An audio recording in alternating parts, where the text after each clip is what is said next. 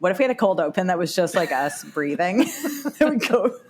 All right, we can do that. We gotta. All right, here, everyone, guys, everyone, focus. everyone, We shut can't up. do Everyone, breathing shut out up. for Halloween.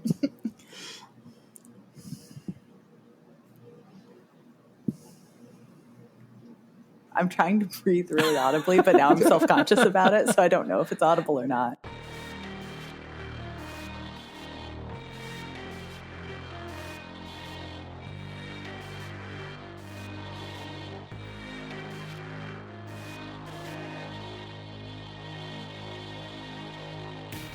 I can't tell if Dustin's doing anything intentionally or not. No, I'm trying to get my document lined up for the quiz, and it's driving me insane. You weren't even trying. Well, welcome to another episode of Pajiba, the Pajiba television podcast. I'm Pajiba comedy editor Dan Hamamura. With me, as always, are Pajiba managing editor Tori Preston. Hello, Dan. Hello, Tori. And I don't know what this means, Dustin. Territory folks should stick. Is there more to that, or is that all it says? There was, but I ran out of space. Territory folks should stick to Dustin rules. That's what he wants. He wants you to stick to him. That's right. I don't know what a territory folk is. Yeah, what is a territory folk? You knew what the next line was, though, didn't you? No. Territory folks should stick together. Territory folks should stick together.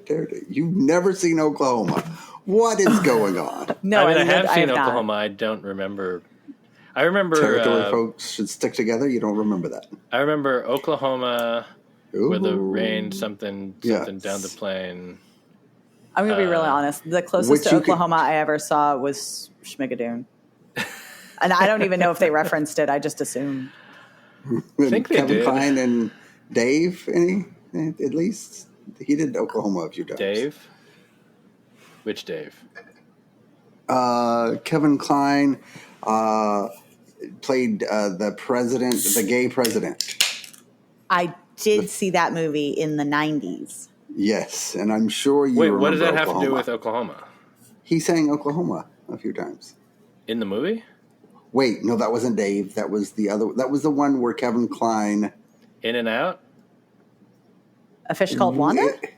Okay, it was the one where he was the president and he replaced the president. That's Dave. That's Dave. Okay, that's Dave. Okay, I don't remember there him was doing In and that. Out and Dave right on the same time, and it was all. And I was like, wait, was the president gay? No, he was just an imposter. Okay, I don't think he was gay.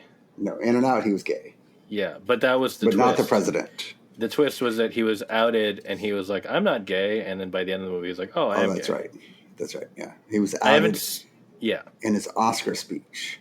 No, it was his in his student's kid's Oscar speech. Yes. Yeah.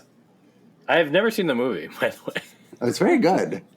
And I you heard should that now- the twist was terrible, so I was like, "All right, I'm not going to see it." Like, Oh, a friend of mine told me the twist and was like, "This is so dumb." I'm like, "Yeah, that sounds kind of dumb." Oh, fuck your friend. it's What Kevin the Kline. hell?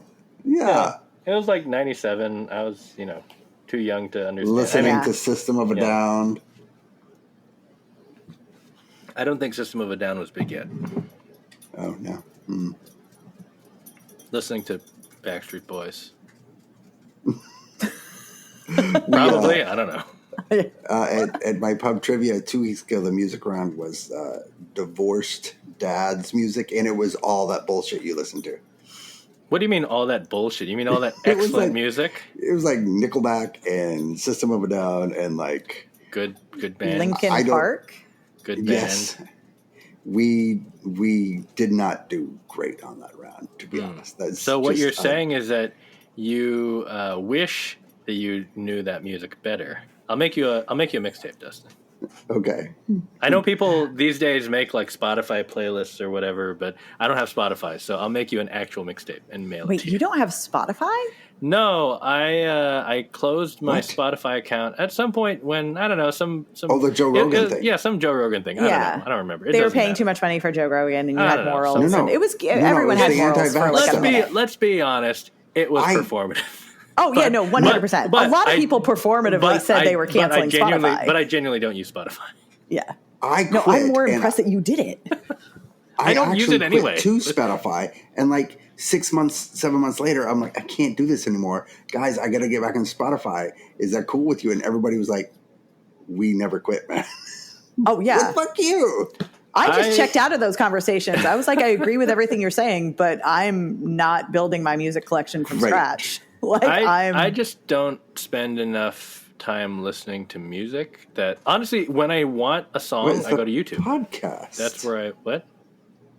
But I do listen to the the podcast on Spotify. And also, there are a lot of other places to listen to podcasts. Sure. But you get them first or something more off? I don't know. Spotify. I don't think it makes Spotify, any. Yeah. They have a really good, setup for podcasts. All right. Okay, wait. We're turning into a podcast. We still publish on Spotify, so I my morals thought haven't we were gotten a that far. Kevin Klein podcast. I wish we were a Kevin Klein. Could we do that? Can we be a? Wait, has he done TV? Yes, didn't he? I feel like he did recently. I feel like he did something recently. Yeah. Yeah, he's in the thing. Disclaimer? Yes, he's in Disclaimer. Yeah, I wouldn't know Everyone's that. I think he did something else recent. Because I don't watch Disclaimer. I don't watch it either. I've heard that it's amazing and a mess at the same time somehow. That was kind of like... I've only heard the mess part. He's on Bob's Burgers. That's yes. Well, yes. sure. Mr. Fish Shoulder. So we should watch Bob's Burgers, is what... Mr. Fish Shoulder? Why do you say it as though you have never seen Bob's Burgers? I've never seen Bob's Burgers. That is what? insane. Yeah, I know. I mean, I've seen clips. Absolutely insane. Really? And the Bob's Burgers movie was about the fish odors. I haven't watched a Sunday night Fox cartoon in many, many years. Well, you only need to watch Bob's Burgers. Well, yeah, but I mean, like, Bob's Burgers came watched. around after I stopped watching Sunday night cartoons. Wait, Dustin, is Bob's Burgers going to feature in the quiz today? Because there's a pretty big piece of news. Oh, I do know that news. No. And you're not yelling about it, which means I'm pretty sure your quiz is going to be disappointing if you're not including the fact that Jay Johnston got a year in prison. Oh, shit. Mr. Shows Jay Johnston. I didn't see that. Mr. Shows and Bob's Burgers. And Bob's Burgers, yeah.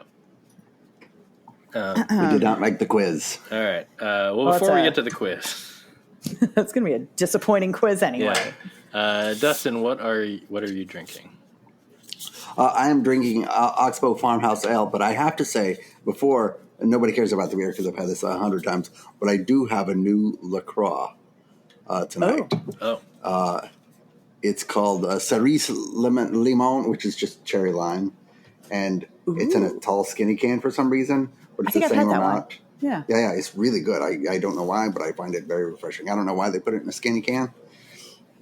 But it was at Walmart, which I don't go to, except the girls were like, they heard that there were some Hello Kitty pajama pants for $5 at Walmart, and they made me take them on Saturday morning to get pajama pants for Twin Day at school. And I got there, and they didn't have them, but they had different pajama pants, and they wanted 2 pair each. So I thought I was going to buy 2 pair of pajama pants for $10, and ended up buying 4 pair of $10 pajama pants for $40. Why did they both need 2 pairs? They wanted them, Dan. Yeah, they wanted them. They wanted them. Okay. I don't think you understand teenage girls. And I don't understand no. most things about kids. So, what were the characters? I say no once, and then just say yes after that. Yeah. But I at least put up I pretend to say no. Mm-hmm. But if there's no follow through, then it's like you may as well. You're just saying yes. Then you're just throwing an apple on the ground. It's taking you longer. Yeah. Yes. Correct. Are they Hello Kitty fans? No, not at all. Yeah, I was going to say, how do kids get into Hello Kitty? Because I only see merchandise. I have no idea.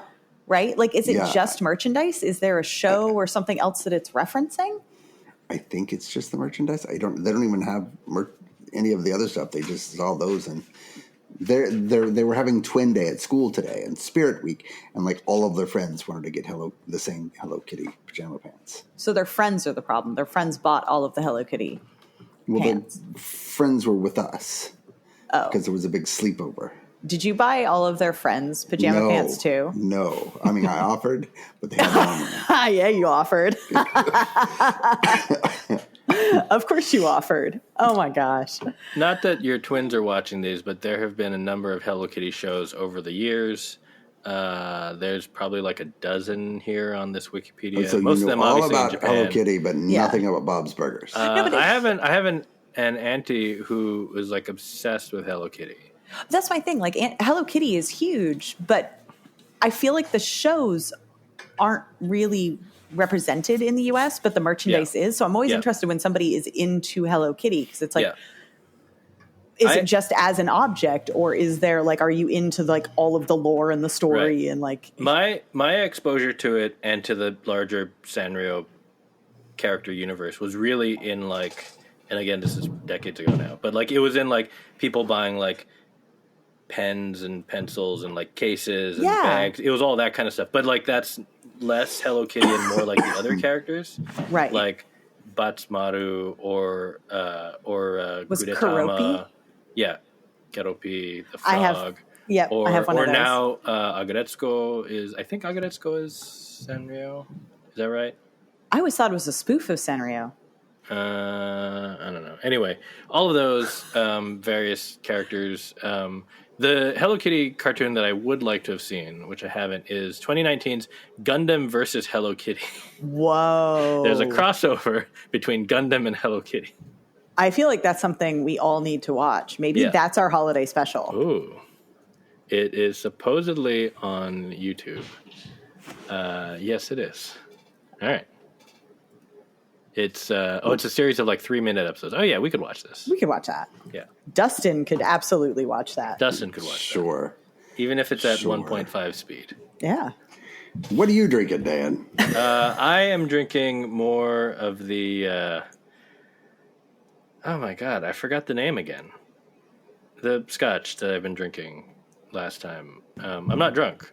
This is just I just forget the I want to say it's Lagavulin, but it's not Lagavulin. No, because we'd remember if it was. Yeah, but anyway, it's a scotch. It's good, and the bottle's mostly empty, even though I have not had that much of it. So someone's been drinking my scotch, is what I'm saying.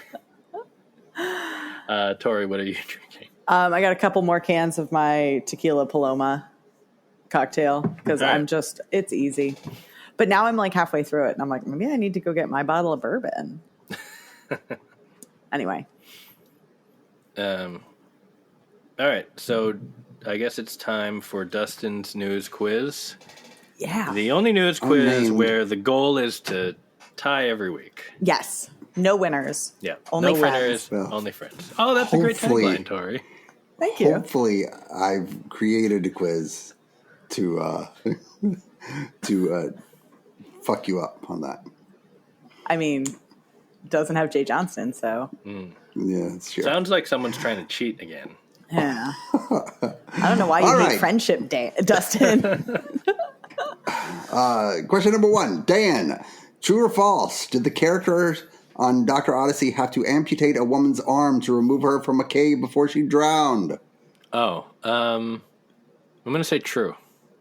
False. They merely had to break her arm. Oh. Number 2, Shohei Ohtani admitted that he'd been watching a lot of what popular American drama ahead of the World Series? Hint, its star appeared on the field ahead of Game 1. What? Not a real Dodgers fan, are you? Suits. No. Breaking Bad. Oh, all right.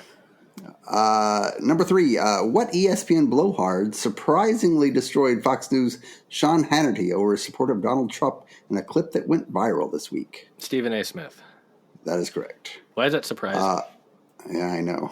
Well, no, I mean, why is it surprising? I did not expect it. You mean like the top debater in like sports media versus Sean Hannity? I really thought that Stephen A. Smith was going to be a Trump guy. That doesn't matter. Regardless, he's about the debate.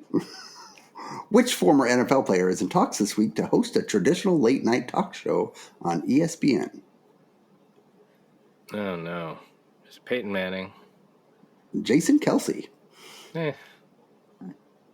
An English version of the Squid Game is in the works at Netflix. What A-list director is developing it? David Fincher. That is correct. What longtime head writer of the Academy Awards otherwise best known for his 4-year stint on the Hollywood Squares, will start a podcast about controversial chapters in Oscar history called Oscars. What were they thinking? All right. There were a lot of Paris. That's a series of words I couldn't follow. Longtime head writer of the Academy Awards. All right. No. Used to be on Hollywood Squares. I don't know that either. Bruce Valanche. Bruce Valanche was a Jeopardy writer. Well, and I guess obviously he did the Academy Awards too. But quote, everyone knows he's a piece of shit, unquote.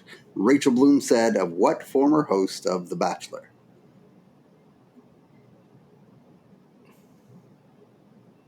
Former host of The Bachelor. Ryan Seacrest? No, Chris Harrison. Oh, he's Ryan a former Seacrest host? He got fired a few years ago for racism. Why does Rachel Bloom know Chris Harrison? I feel like I have no idea. All right. I didn't realize that Chris Harrison was gone. He's the only host I've ever heard of. Wait, is Ryan Seacrest involved at all with The Bachelor? I don't think so. Absolutely not, no. I'm thinking of The Voice. Nope, he's not American on The Voice. Idol. He was Are on you sure? American Idol. Yeah, Oh, okay. Well, one of them, I figured it out. You guys figured it out for me. I'm doing And poorly. number 8, Dan. Yes, and you messed up my entire game by doing poorly because I gave you the easy questions. What? Those are not easy questions. None of these are easy. 4-0 Los There's Angeles. sports questions. What's mine? For you, for Dan. He's supposed to know the Dodgers question. How am I supposed to know who the fuck was on the field? I'm not watching the pregame, Dustin. I don't know. It was a TV thing this week. Anyway, number 8. What actor who played Carmine Falcone in The Batman declined to reprise his role in The Penguin because he wasn't comfortable with violence toward women in the Max series? Carmine Falcone. In The Batman, which I didn't see. It's a character I don't recall. I don't know. This is why we have time limits. Casey Kasem. No, John Turturro. Oh my God, you did so terribly. It's Turturro. Sorry. But also, they recast him with Mark Strong, which was really trippy because they somehow Mark Strong it worked, but Mark Strong looked very lean. Yeah. And they did a bunch of stuff. So he didn't really look like himself anyway. And so it was really trippy because you're kind of I remember that it was Turturro, but not super specifically because he's not really the point of that movie. So then when you see him recast and and Mark Strong is great, I kind of started tricking myself into thinking that Mark Strong had been in the other movie. And I don't know, it was very weird watching Penguin and being something's off, but I can't quite. Dustin, your question requires me to have watched The Batman and The Penguin. Yeah. Well, or follow television news this week because it was I think it was in Jive with Love. I think I saw it headlines on 3 places. It seems like you expect us to do homework. Yeah. Well, it's not homework, particularly for Dan, who is always keeping up with the trades. Yeah, I'm keeping up with the stuff that's happening, that's coming up in the future. Also, you keep making these backhanded comments about how I'm not Dan's really on top of things, and I'm also clearly very also not here. on top of things. Well, that's correct. 2 questions out of 8. Let's see how Tori does. I got 2 with the hard questions. Oh my God, why? This is great. Tori's gonna get 6. The first several have a theme in common. Damon Wayans and Damon Wayans Jr.'s star in a series that debuted last week on CBS. It's bad. What's it called?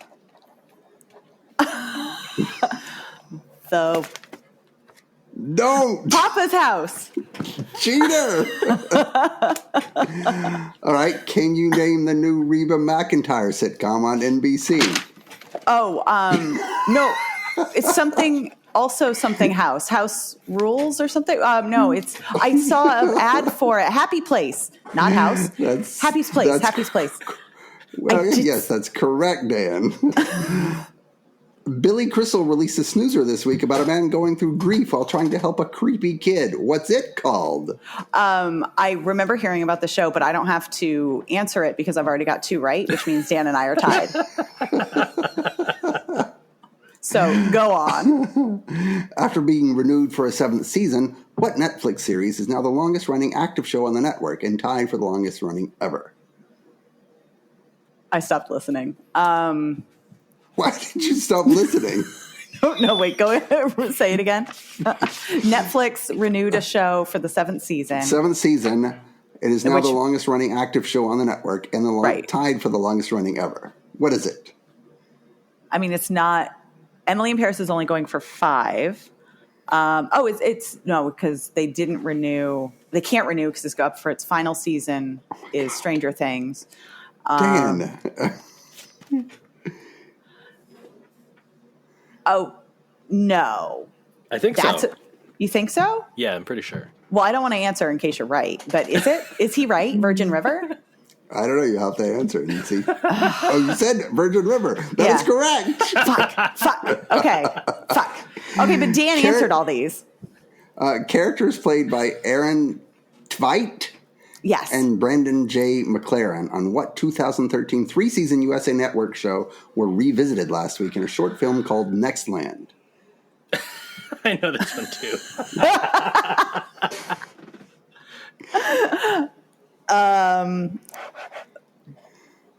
Jack and Bobby. I wish it was Jack and Bobby. Wait. Go Graceland. Graceland is correct, Dan. For our listeners at home, Dan is writing down the answers and showing them to Tori. Tori is really doing well this week. The 3rd season of what popular Netflix series starring Manuel Garcia Rulfo debuted last week with a significantly reduced screen time for Neve Campbell, the female lead of its first 2 seasons? No idea. I have no idea. Neve Campbell's on a show? Do you have an answer? Are you going to give her the answer? No, he doesn't need to. Okay, yeah, write it down. You can just down. answer if you'd like, Dan. Lincoln Lawyer. That's correct. It is? Yeah. Oh, I didn't know she was in again. It. How great. We're tied. Yeah, this is great. We're doing tied? Great. Yeah.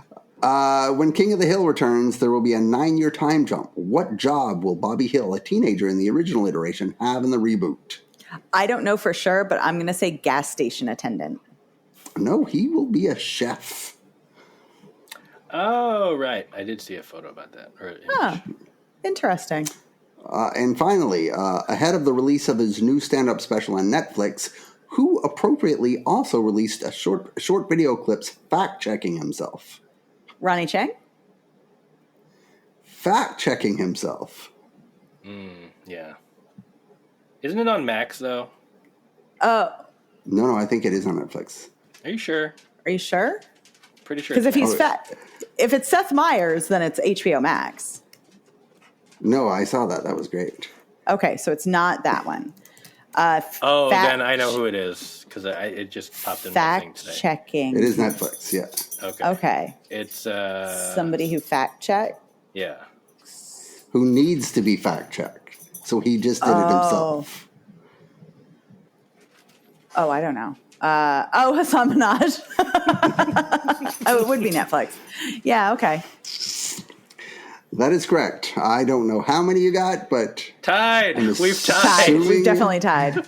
I think that Dan won the game somehow. No, not sure. No, I feel like we tied. We tied. I think it was like fun. 9 to 1. To be fair, there are 2 questions that Dan got wrong that I could have gotten. That is true. So I feel like we actually, because I knew Chris Harrison and I knew John Turturro. Mm-hmm. So I feel like we tied. We did tie. 100% tied. Yeah. I was impressed that Dan knew the names for all of those shows. It's much easier when you're not on the spot. But also, all of your stuff was about, like, name this show. And not like, what random thing did you read about in the news? I know, maybe. But these are like new shows that nobody's paying attention to. Graceland. Yeah. Graceland. Except for Graceland. But Papa's House and Happy Place. Papa's House has 2 Wayneses. It's the most Waynes since the Wayans brothers show. And I actually knew the name of it. It's hard when you're on the spot because I had heard of it. Happy Place I saw an ad for one time. And the Apple TV shows have the most generic names ever. Yeah, you cannot remember. No, and I watched that show and I wouldn't have remembered had I not. You didn't even say what the answer was. You moved on. What was it for the Billy Crystal? Before. I think I said that you just went right in and out. Because wait, what is it called? Before. It's called Before? It's called Before. Oh. That doesn't sound right. Yeah. One of the dullest shows. Billy Crystal. And I was so excited because it's one of those 35-minute sort of horror-ish dramas. Yeah, but they have to be good. It's not. Yeah. Well, it's okay because you know what was good this week? What? Survivor. Oh, yeah. It was, yes. What do you mean, what? There's only one answer. Come on. Rome got voted out. It was the merge. Yeah. It was the merge. Rome technically voted out pre-merge because they did not all have their buffs yet. But, I mean, this is the first merge. Yeah. You know, it's essentially the first merge vote. Yes, but then next week they'll do that thing where they vote out two, right? And then one is on the jury and one's not. I love that. Oh, they probably will. Oh, yeah. Oh, yeah. They're at about that time. Yeah. Oh, that's exciting.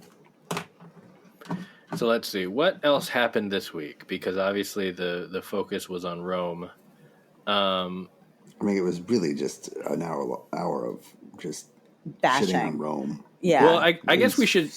Yeah. I mean, I guess we might as well start kind of like at the back. Like maybe we'd start at Tribal and kind of like work backwards or like filter in the other stuff as we go. Because it started with... Or one of the lasting takeaways, I'm sure, for all of us was the sense that like the Tribal... Going into Tribal, it seemed like the plan was definitely Rome. Yes. It seemed like everyone was on board with that. And then they did one of those Tribals where, you know, everything that they're showing is like Rome being way too confident and everyone else kind of like glancing at each other being like, he doesn't know, right? He definitely doesn't know. And then they showed us enough votes to get him out. So then it was really just like, there's no suspense. Unless there's some weird play happening or like, you know, someone else, like there was the amulet. There was the amulet, which like they could have theoretically played it for Rome to fuck up everybody's plan. It would have been a terrible idea, right. And it wasn't set up at all by the rest of the episode. But it was kind of the only other thing in play. So it ended up being just that like this was really one of those episodes where there's no drama, so they give the person/character a send off. Yeah. But did that actually like contradictorily create drama for you? Were you like, what the fuck is happening? Because I was waiting for it. Yeah, I was assuming that there must be something else coming. Because they rarely do this, and when they do, it's usually later in the game. It's usually when it's like about 6 people left, and like there's absolutely no drama, and it's at that point it's also character that's usually, or again, person, I shouldn't say character, but like a person who like everybody loves, so they're getting like a hero send off, right? Versus here it's kind of a villain send off. Yeah, although it was interesting because like Rome is so tough because like. He is the most annoying person, but also weirdly genuine. Mm-hmm. Like it is all just, you know, pompous kind of ego in his way where he thinks, and that's part of the problem is he was going around thinking he was just telling everyone who to vote for and that like they were going to, you know, and then obviously everyone was just kind of like, oh, sure. Yeah, no, we're totally on board. And he had no idea. But then he, you know, Jeff gave up his seat so that Rome could like play Jeff during the Tribal and and he gave this beautiful explanation for like how you deal with like the 3-way amulet situation. And like, you kind of sit there, it was in its own way sympathetic. Like Rome, for all of his faults, genuinely loves the show and it comes through. And he was and he even like, you know, it was interesting contrast to when Annika got voted off. Cause it's like Rome was very graceful on what was probably an even bigger blindside to him. Like how confident he was. It was a very similar, you know, scenario where he was very, very confident going in that it was going to be someone else and it ended up being him. Only it was everyone on the show voting for him. Everyone. Right. And he was still really graceful about it. So it's that thing of like, I'm glad he's gone. He's super annoying, but you kind of can't help but feel for the guy. And I guess in interviews later, it's like pretty apparent that Jeff also like this is not a thing where, even though the edit seemed very like, oh my God, they're just absolutely tearing this. Like, it was really painful. The edit was painful. Yeah. But like they do kind of like him. Mm-hmm. It did feel like they were, definitely in edit, they were giving him, and again, I mean, you look at kind of like his tribe too, right? I mean, like he's kind of the only loud, he was the only person playing kind of like a loud extroverted game. Yeah. And that in that tribe that would normally stick out, except that he had so many advantages at the beginning because he had an idol and he had the steal a vote, that everyone kind of felt obligated to work with him. Right. And then that gave him more confidence and made him want to, push harder. And whatever beef he and Saul had, personality conflict, whatever, like, it just made him more and more feel like, okay, well, I can impose my will, which is to, in his instance, to try to get Saul out. But then, Kishan stepped in it and got in trouble. And then, but it was interesting that when it came time to turn on Rome, everyone who was on his side was very quickly like, no, this is fine. Like even Genevieve, who was supposed to be his like actual true alliance. But again, she kind of made a face, but didn't fight it at all. It was very much like okay, like shrug. Yeah. And again, we never really saw them solidify it. It was kind of just told to us that they were a pair. And I guess they were until obviously this week, but it seemed like Genevieve almost kind of ended up with him, and she's like, okay, well, this works until it doesn't. Right. And that was very much it. It was like, this works when we're on the smaller tribe. And I do wonder how much of like, we've already gotten the sense that Genevieve is like a quiet threat. Like you didn't hear from her at all for several episodes. And then all of a sudden it was like, oh no, she's a player. Like she's good. Yeah. And I think there was a certain amount of like Rome being the extrovert.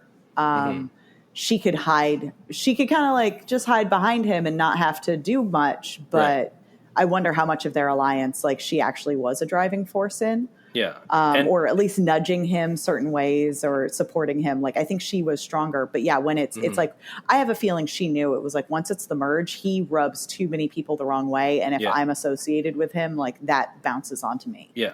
But it also gave her the opportunity to kind of like flex her muscles and do stuff without the target ever turning on her. Because even like the Kishan move, which is really her move, or at least was presented to us as her move. Yeah. He was maybe not explicitly taking credit for it, but he's the one who did all the grunt work to like move everybody and to shift everything around. Yeah. Except for her getting Saul on board. But I don't know. It's both, it was entertaining because Rome has been kind of like a thorny presence, even though absolutely think they're going to ask him back for 50. Yes. If they're enough. I think he'd be fascinating with a different tribe, with more Rome like and Hunter. Again. Imagine him with other chaotic people. Imagine him with Q, with Venus. Are they just going to bring back the worst? Like, is it just going to be the most irritating? I kind of want like an all chaos tribe. I'm not. I actually would watch. I would lap that up. Yeah. I would absolutely bring them, put them with Carolyn, and I don't know, two others. It'd be great. I do want to say, like, what was interesting in this is like, it wasn't like, so when they kind of bring all the tribes together, and so it's like, it is pre-merge, but in the sense of everyone suddenly like working together and on a beach to, it is a merge of sorts. Rome did earn the target in that moment, because what he did the Rome thing, which is he went around stirring up shit unnecessarily. Like, he would tell people that other people were talking about them, not expecting them to compare notes. And so that's really like one of the big people he did that to was Kyle. Right. And Kyle ended up getting him. Yeah. He screwed with Kyle, and Kyle got immunity, and, and by the way, Kyle did get immunity, but I do want to point out that the person who was there at the end, who almost got immunity, was Sue.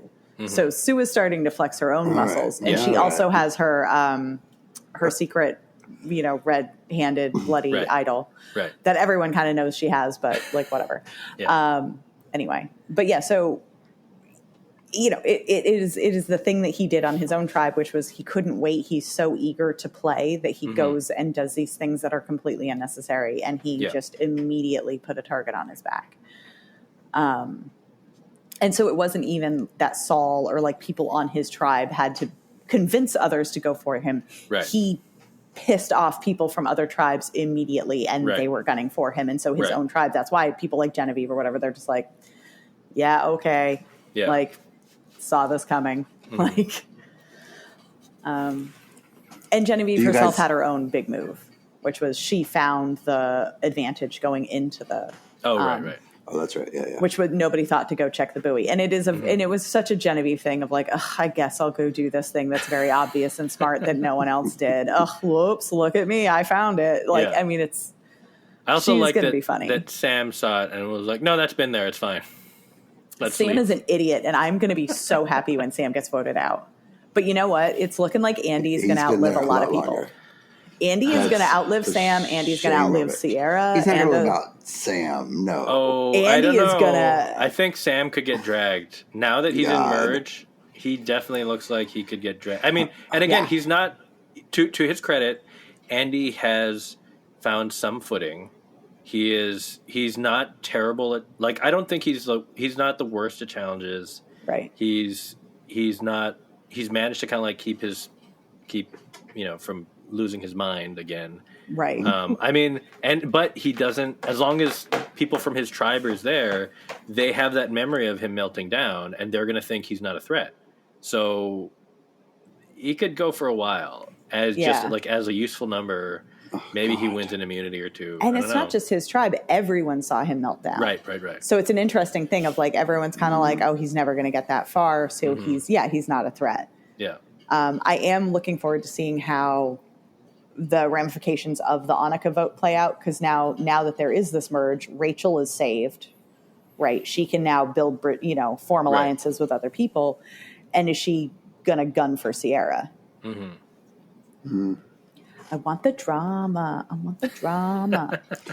Do you guys think that Kyle is like some redneck vegan Mormon? I don't get it. He's like such a mystery to me, but I like him.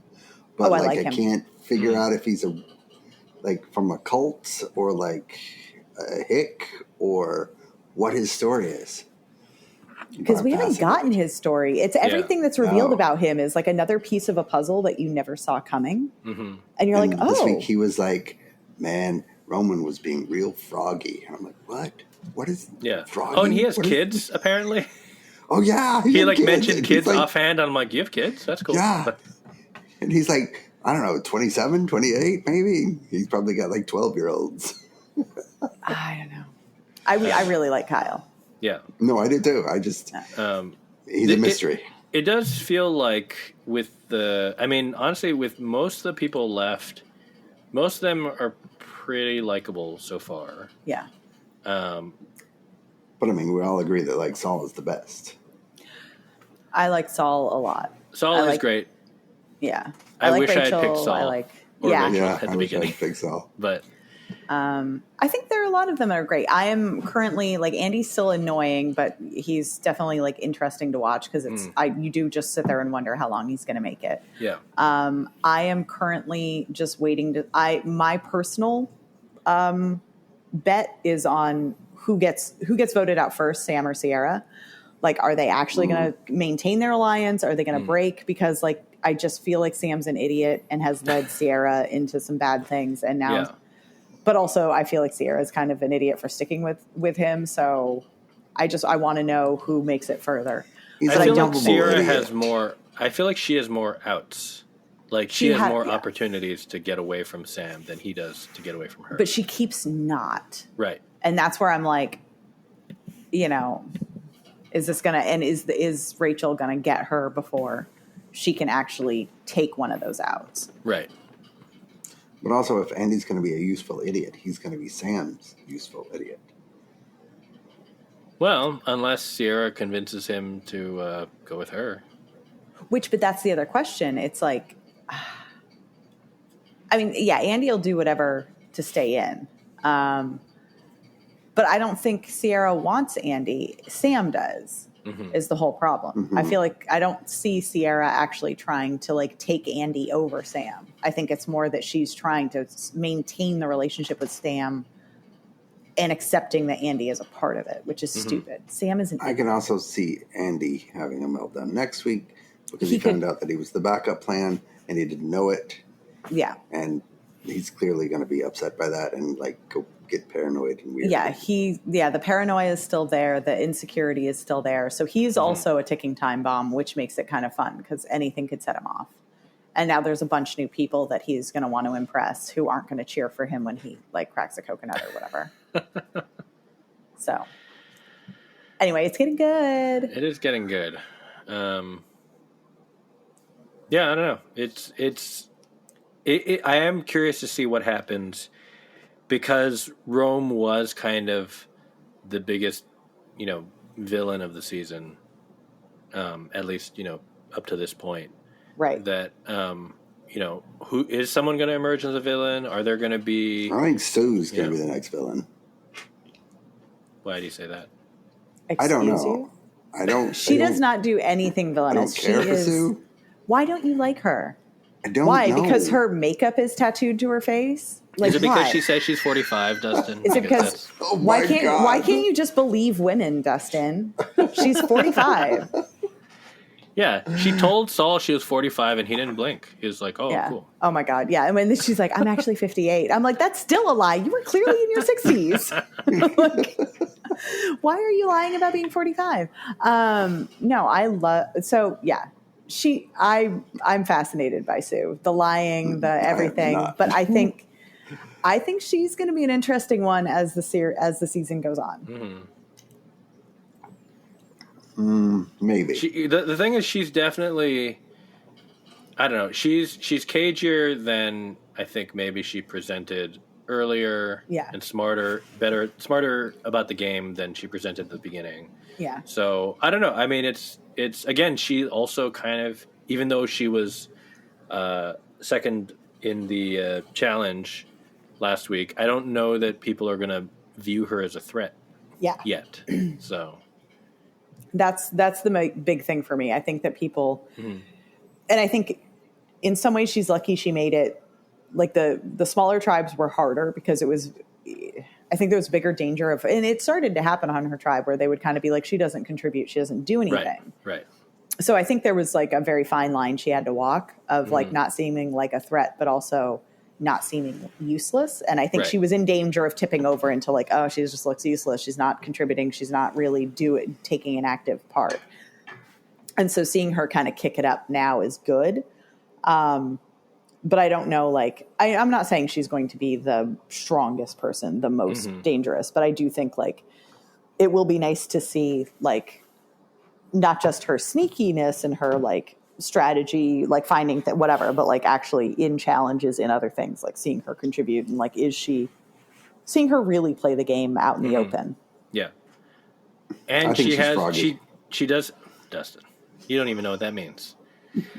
She also does have a true number one in Caroline. Yes. Which you need when you get to the merge. So, I mean, the fact that, like, that, as a pair, they seem about as bonded as any pair, as, like, like more than any of the other duos, I feel like. And Caroline's a good partner. Like, I've been more and more impressed with her. Like, at first she seemed kind of like a non-entity, but now it's like, oh, no, she's very clever. Yeah.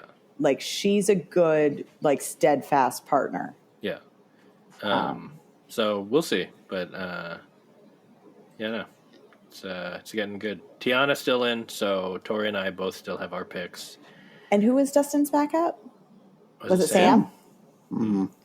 Oh, okay. Wow. So, still didn't pick Saul, huh? Even though he's your favorite. Could have picked Saul. He is my favorite, but at the time, remember, he seemed to be on the chopping block. Like, he looked like he was next to go, and he's just survived Rome twice. He's so good, though. He's just he's like the guy you want to hang out with. Yes. He's the one I just like want to go have a beer with and like just shoot the shit with. Yeah. Like a lot of people you root for on Survivor because they like are good Survivor personalities. Saul, it's just like, man, I just want to like hang out with you. Like you seem great. Wait, I don't remember which episode it was, but was it? I don't remember if we've talked about it or not because we had last week off. But did we talk about Saul talking about Rome, like, and being like, no one that size has talked to me like that in a long time. That's just a great line. Yeah. It still sticks in my head. So anyway, Survivor is getting good. Yeah. We're not, so now they're at 12. Is that right? I think so. Okay. Sounds right. Yeah. They're at 12. We're about halfway through the season. We're at the merge. Dan, did you keep up with the summit? I have caught up on the summit because I was behind, but I watched, I think it's 4 episodes through so far, right? That sounds right. So yeah, I've watched through the most recent one as of this weekend.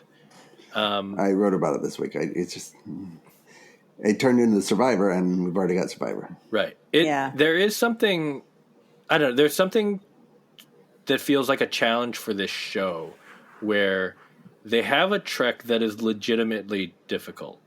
Like, going up this mountain is no joke. Like, that's a real thing. But they don't really emphasize that enough. Well, but that's the thing, is that, like, they've built it in a way where there are all these games to, like, eliminate people or to decide if you want food or not, or, you know, versus like getting an advantage and stuff like that. And it's unfortunate because that part of it, like, that part of the show could work as a competition show, or having these people go up this mountain and just having them, like, vote each other off because, like, is it like someone's rubbing you the wrong way versus someone is legitimately slowing you down too much? Exactly. Right. Yes. But the meshing of the two is kind of feels like Survivor works because you have those challenges, specifically because if we don't have those challenges, it's just them laying around trying to chop coconuts. Right. Like, they're not doing anything on the beach. They do nothing. Right. You need to get them out to, like, make them do something. Right. It's them with, like, a fish spear, like complaining about how they don't know how to use a fish spear. Which is honestly a lot more of early Survivor. Yeah. So, you know, which was fine. Like, I don't have a problem with that, but it's true. It's like when you actually already have them doing something incredibly challenging, there could be drama in that. Yeah. But even, like, I don't know, early on, like, 2 people were struggling a lot. One just couldn't continue with the game. And I was like, oh, this is going to be, like, a really good, intense show. But since then, there hasn't really been,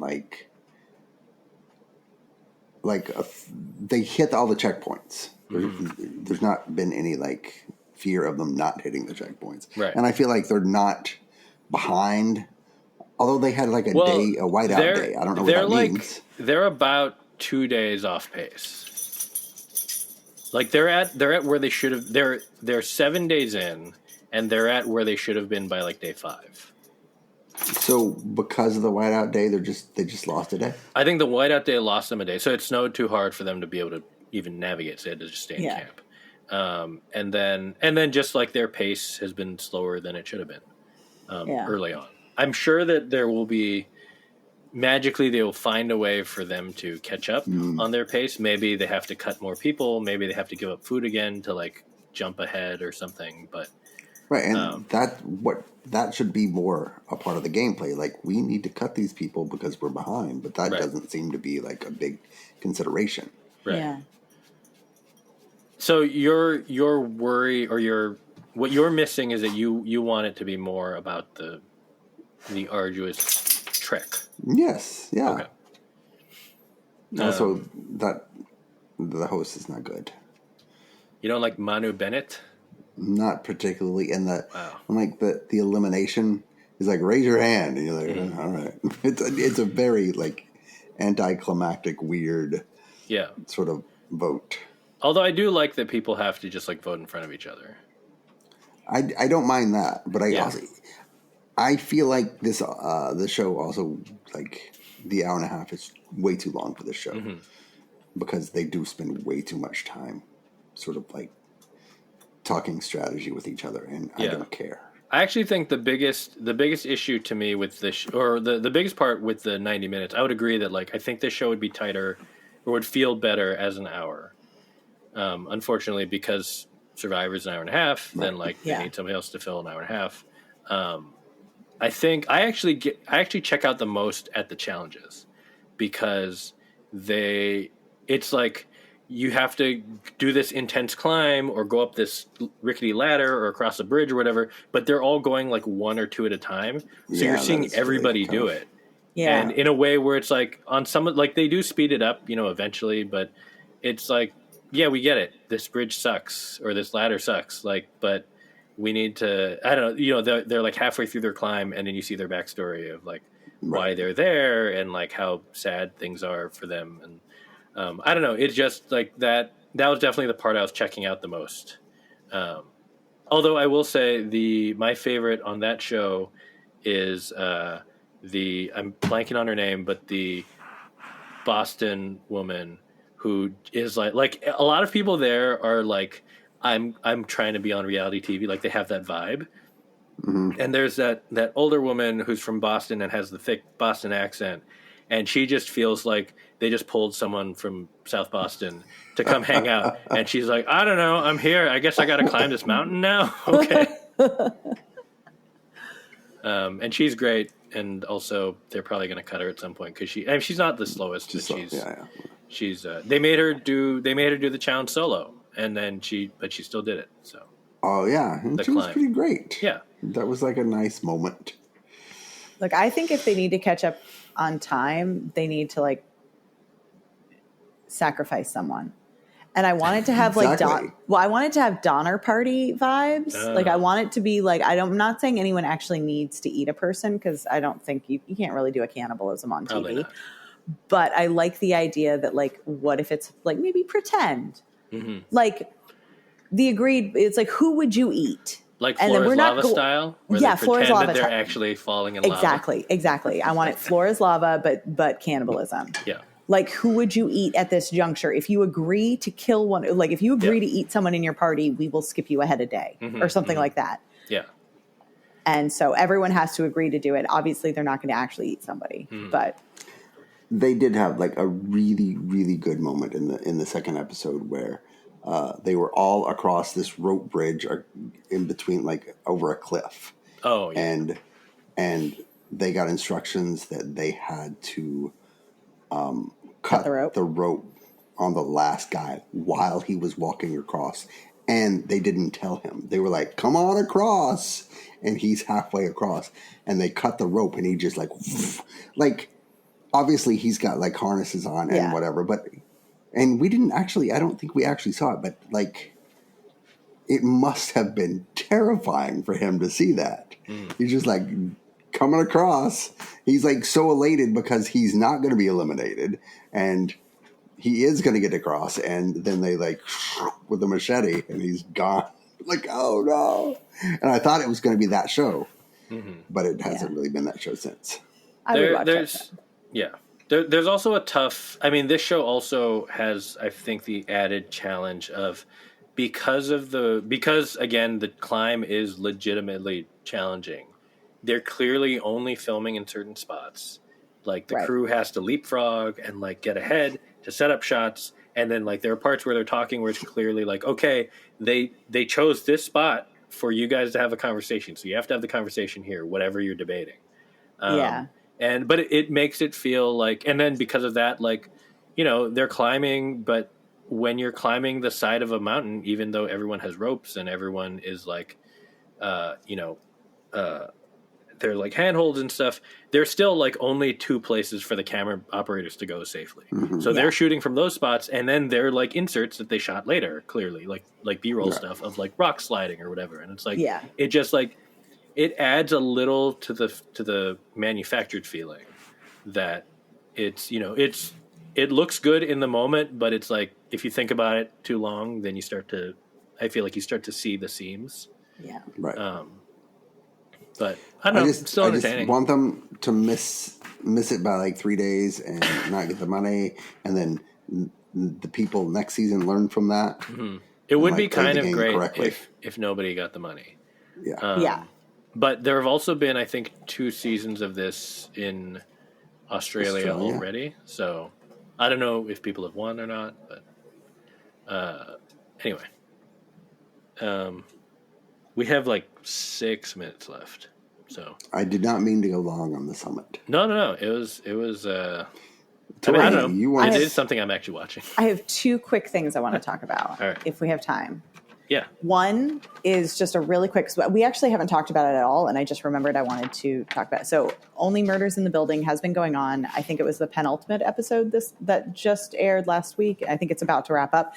Basically, at the big cliffhanger of the most recent episode was the reveal of who the killer is, and it's Jin Ha. Oh. So it's the screenwriter. It's Jin Ha. It's great. I love that it's him. From Devs, from everything, from Pachinko, right? Like, yeah, like Pachinko, yes. And Devs. And Hamilton. I forgot all about that. Wearing dresses at premieres. He was in Hamilton? Or whatever it is he's wearing. No. He was in Hamilton in like the Chicago. Yeah. Oh, wow. That's crazy. Yeah, so that was actually what I was going to say was like, if you ever get a chance, Google Jin Ha red carpet because it will be the best, the best photos you're going to see. He is the best looking person on the red carpet every single time. He had like a Lego Tetris suit at one point. Like he wears dresses. Yeah, everything. Like he is the best red carpet person ever. Yeah. Also Love Life, Dustin. And yeah. So he's always great. And I love, and it almost had that, the after party feel of like, the most charming guest star of the season is going to be the one who's the killer. And so like we all should have predicted it was him from the start. Because it's like when you finally put it together that it's like, oh, it's Jin Ha. Why is he in this show? Like, isn't he in Pachinko? Like, doesn't he have bigger things to do? And it's like, of course he's the killer. Come on. So that just made me really happy. The fake beard is so bad. It was so bad. Obvious. And the glasses. And when they show that he's got the, like in the past, he has like the dyed blonde hair and stuff. And I'm like, oh, damn. Stuntman Jin Ha, I'm into. So anyway, that was really great. And then the other show I wanted to talk about was the new HBO like Friday night comedy show. It's called It's Florida, Man, and it's great. It is it's sort of a semi-documentary series. It's co-produced by Danny McBride, and it is real stories of things that happened in Florida to Floridians. Okay. Just general antics that Florida people get up to. So it's talking head, like interview footage with the actual people and sometimes experts, but the experts are also very Floridian. In the Gator Ate My Arm episode, they talked to a past life regression specialist to confirm or deny whether the gator was actually the reincarnation of the guy's mom, because he's convinced that his mom came to the earth as a gator to eat his arm to save him because he was going down the wrong path. It's bizarre. Okay. So it is very rooted in how absolutely I don't want to say insane, but the special culture of Florida. Of Florida, yes. Like the people it's not like you think you're going into it because of the events, but you really are sticking around because it's a wonderful portrait of these people and the mentality that gets you to these events. But of course, so that's part of it. The other part is that they do reenactments of the events, and those reenactments star comedians. So the first episode, this is where I was hooked. It is Sam Richardson and eventually Randall Park. But the events of the first episode are a guy puts an ad on Craigslist offering to do anything for money within reason, and somebody reaches out and asks him to cut off 3 of his toes and eat them. And he really needs money to go to this concert. So he agrees. And it's good Lord. He doesn't eat the toes. The guy backs out because because it turns out he's a karate instructor, and he's like, "Wait, my students are going to see my feet. And it's like, you probably should have thought of that before you offered. The whole thing is hilarious. He also, like, the real interview with the guy is talking about how, like, he continues, even, like, the one thing he hasn't learned from all of this is to not post on Craigslist offering to do anything for money. So apparently he still does it and still will get responses from this guy. And he's like, hey, Steve, remember me? Like, still got those toes? Like, the guy is still trying to find someone to cut off his toes and eat them. That's amazing. And they talk to like a kink specialist about like why people have these desires or whatever. It's a very interesting show. So like the second episode is, like a guy whose arm was bitten off by a gator who then survived in the Florida swamp for like 3 days before he was finally found. So he's just hallucinating and wandering around without an arm, hoping the gator isn't following him, like Hook, Captain Hook style. And he thinks his mom was the gator. Yes. He believes that his mom was the gator because he was taking a wrong path in his life, and she took his arm to get him on the right path. Wow. And did it work? He would like to be a motivational speaker now because he's like, if I can turn my life around, literally, the guy is hysterical. This is one where like the reenactments weren't the point. It was really the interview footage with the guy. Yeah. And he's sitting there, he's like, I'm a piece of shit. If I can turn my life around, anyone can. I should be a motivational speaker. It's like, it's amazing. Wow.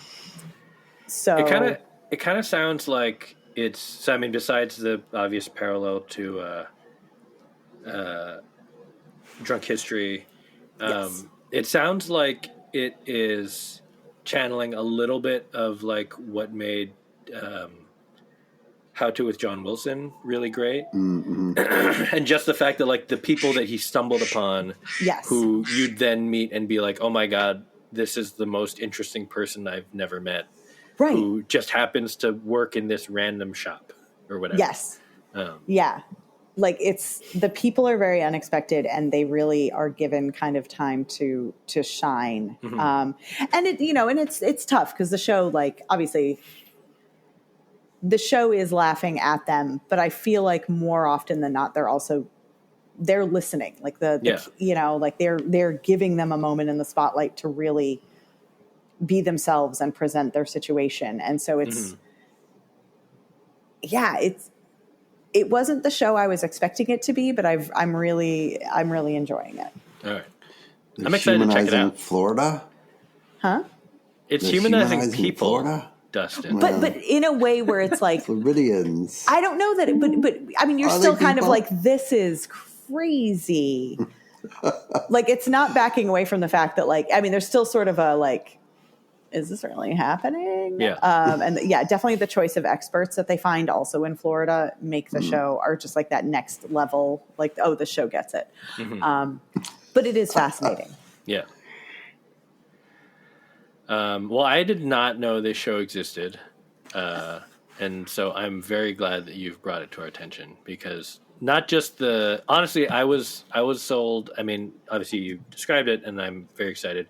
I was actually kind of sold the moment you said it was in the Friday night HBO slot because whatever's in that slot is always at least worth checking out. Los Spookies. Los Spookies. Room 13 or whatever that was called. Wyatt Cenac's show was in that slot. Yeah. So. Yeah, this one, if you haven't checked it out, do it. The upcoming episode is a woman who performs in a mermaid like show at a bar where she's like the underwater performer, but she is being plagued by cops and witches. I do not know. Witches. And witches. Yes, she is being bullied by cops and witches. So I do not know what the story will be, but I am very excited to find out. All right. Dan, the Dodgers are up 4-0. Dodgers are still winning 4-0. Yes. If they win the game, they'll be up 3-0. Yes. Is there a little bit of you that would rather see a good series, or do you just want to see a 4-0 series and have it over with? I am happy. Look, I've been a Dodgers fan since I was about 5 years old. I have followed them, all this time. I've seen many, many heartbreaking playoff games, including in person. It's been determined by my friends that I might be a curse, so I am not really allowed to. I could go to a playoff game. It is definitely discouraged at this point. But I would like to. So look, honestly, I would enjoy if the series ended up being, more tense. I would enjoy it. I would be stressed out, but I would enjoy it. That being said, I have not shaved since before the World Series started, and that explains I would like for the World Series to end sooner rather than later, so I can shave. I see. Well, how does it feel to have like the best moment in Dodgers, or one of the best moments? Kirk Gibson was Dodgers too, wasn't Kirk Gibson was 88. Yeah, that was Dodgers. Yeah. So like one of the best Dodgers moments in baseball history happened because of a Brave. Because of a Brave? Yes. I don't understand what you're saying. Freddie Freeman will always. Freddie Freeman's a Dodger. He's a Brave. Yeah. He's just on the Dodgers right now. Kirk Gibson was like a Detroit star, and then that's came what over. So what's the point? True. He's on the Dodgers now. They just rent. Shohei Ohtani's spent 6 years languishing in Anaheim, and now he's on a real team. So no, this is the modern game, Dustin. This is how baseball works. I hear you. I'm rooting for the Dodgers only because you're playing the Yankees. People hate the Dodgers. People say the Dodgers are trying to buy a championship. The Dodgers have the fourth highest payroll. It's not like they're not. The Mets had the highest payroll. They beat the Mets. The Padres had, I think, the third highest payroll. They beat the Padres. So really, the Dodgers are kind of the underdogs here. Really? Yeah. Also, the teams that spend way less, it's not that they don't have the money. It's that their owners would prefer to keep that money for themselves. The Dodgers, like most of these teams, have about the same amount of revenue, but the difference is that the teams that are spending more are spending like 70% of their revenue on payroll, and the other teams are spending like 30% of their revenue on payroll. So, look, what's worse? Is it worse for the team to try to do well, or is it worse for a billionaire to just like get more money? You got no complaints from me. Yeah, I think the Braves are very good at spending. They're just very good financially at buying players early in their career and then keeping them, and then letting them go to the Dodgers when they are apparently washed up, but not so washed up that they don't hit a grand slam in the first game of the fucking World Series. Freddie Freeman is on an incredible run right now. My God. He's hit a home run tonight. He's hit a home run in all three World Series games so far. He's seems like a good guy. He's had some family issues this year. Mm-hmm. So he had a sick kid. So, Dustin, we should all be rooting for him. No, I'm rooting. I'm rooting for him more than anyone. Also, you're from, I believe you're from Arkansas. Okay. So right. Why you're an Atlanta fan, I have no idea. Everyone in the South knows why. Because everyone in the South had one team, and it was the Atlanta Braves in the 80s and 90s because of TBS. Oh, all right. Look, I just feel like we're really focusing too much on who wins and loses, whereas, like, ties are pretty great. Ties are pretty great. That's true. Yeah. Very excited that we tied once again, Tori. Yes. We will be back. I don't think that's true. Oh, it Okay. is. We It definitely is. tied this week. I mean, you don't even know what the score was at the end. Yeah, That's a tie. there wasn't a score. We'll be back next week, or possibly. Maybe not, yeah. Maybe. Yeah, we'll see. we'll find I don't know. out. We'll see what happens. Anyway, have a good night. Good night, everybody. Good night, everybody.